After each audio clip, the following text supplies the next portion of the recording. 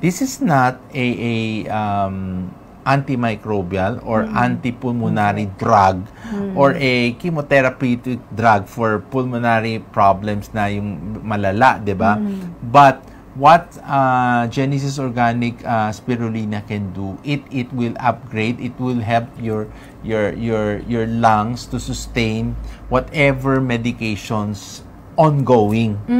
Alam mo yon? So natutulungan niya yung mga gamot po ninyo. Yes. Diba? Para mas maging effective sa inyong sistema. Yes. So, ibig ko sabihin, pag meron tayong mga normal alveoli pa dyan na medyo humihina-hina, this can pump in and help them. Para tulong pampalakas. Para kayanin kung ano man ang binibigay pa na gamot para sa baga. So kung kunyari, yan nga, nagkakaroon ng pneumonia or merong mga sakit sa baga ang isang tao, lalo na yung mga elderly, ilang Genesis Organic Spirulina? Mga anim sa umaga, 6 sa gabi. 12 lahat. 12. Actually, we can go up to maximum of 8, no?